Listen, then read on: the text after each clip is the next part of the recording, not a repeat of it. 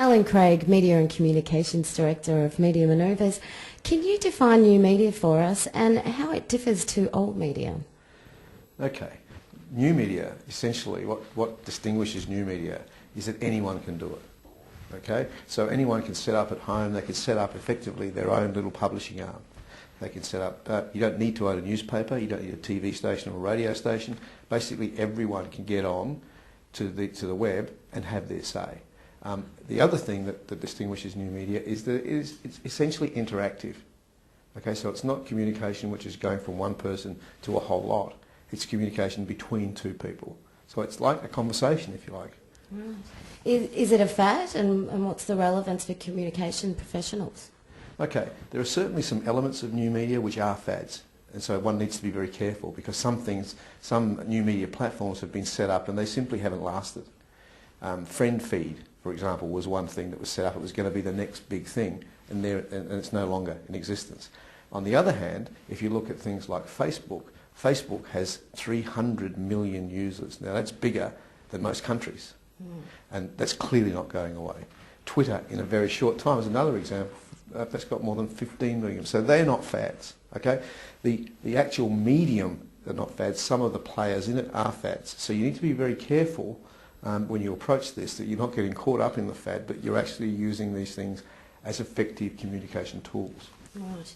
And there are many courses out there on how to use Twitter and what is Flickr and Facebook, Dig and Delicious, but the course that you've developed, you claim to be different. What is the difference? Okay, well at Media Manoeuvres we specialise in providing training for mainly corporate Australia. We're not playing with these things, we're looking at the professional use of communication tools. That's what we specialise in, that's what makes us the country's largest media training organisation. So we come from a very specific focus. We're looking at very particularly at, can this be useful for your organisation and its communication needs? If it's not useful, well, then we're not interested in wasting your time or playing with it, because we appreciate that in corporate Australia, bottom line is a big factor. We need to be able to show that there's a return on investment or that you can meet some objective.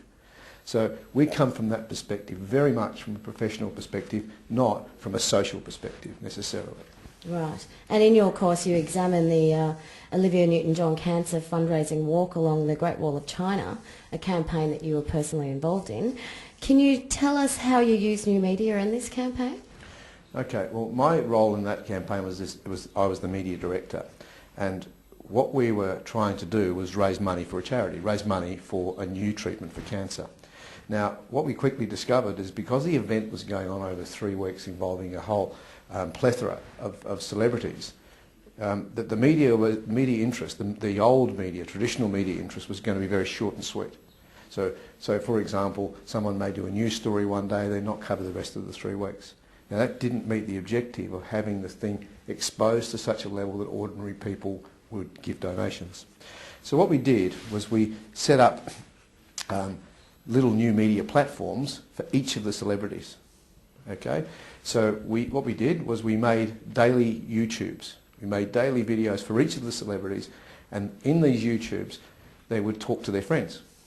Then we would email their friends and say, hey, guess what? There's a special thing on YouTube just for you. So the friends would then go, now the friends may be the Essendon Football Club, for example. So the Essendon Football Club would go and visit one of the celebrities on YouTube, and there they would be asked, hey, this is where I am in China, I'm talking to the Essendon Football Club, this is what I've got here, look at my jumpers, the Essendon jumper, and I'm on the Great Wall of China, what about you kick in and help us for cancer?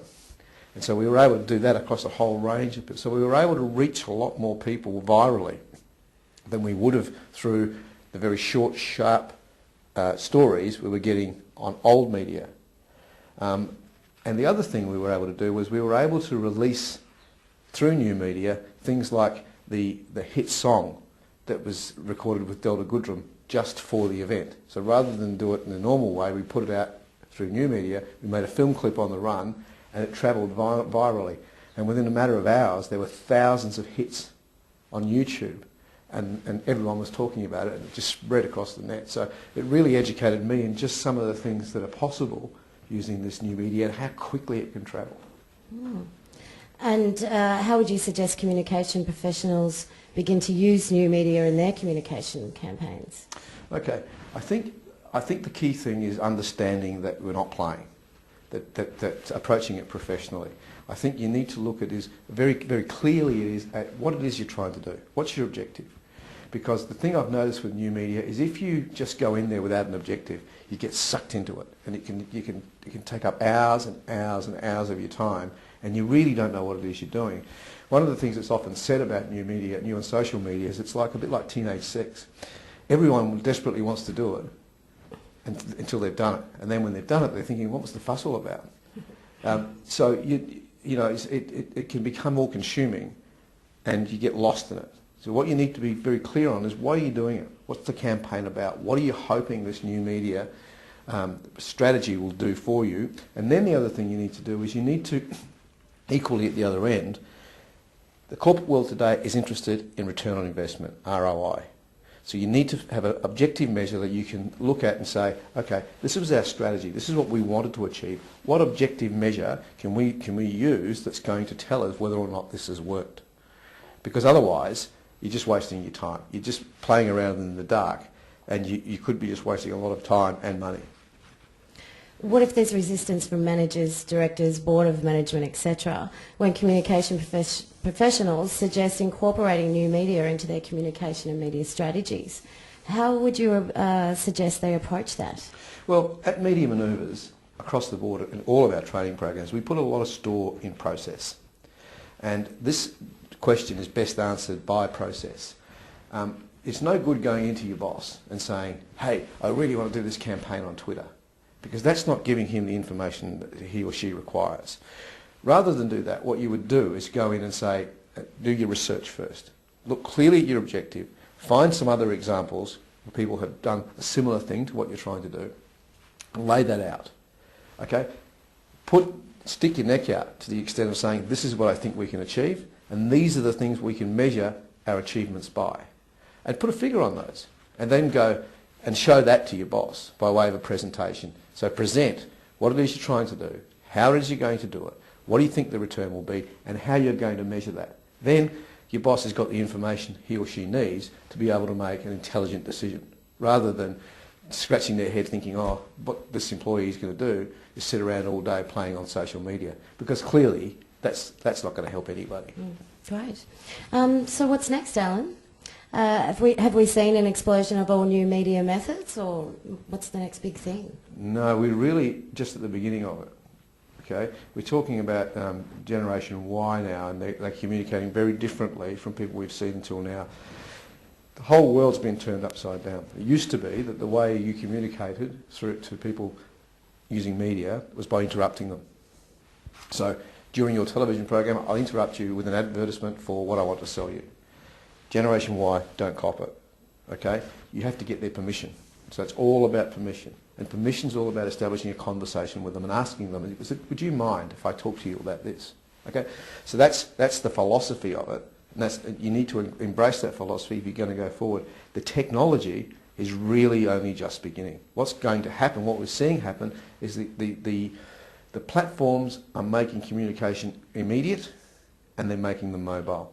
So effectively, we'll be able to communicate with one another on video through live streaming from wherever we are.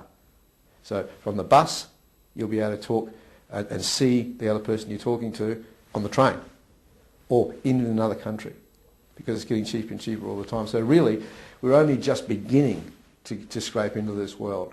We're now looking at Web 2.0. Very soon, through things like Google Wave, which are only just starting, we're going to be in Web 3.0. And I can only begin to imagine what it's going to be like by the time we get to Web 5.0, where our children will be, where effectively they'll be walking around with virtual devices, creating virtual pictures for one another across the globe. You know, it really is quite mind-boggling.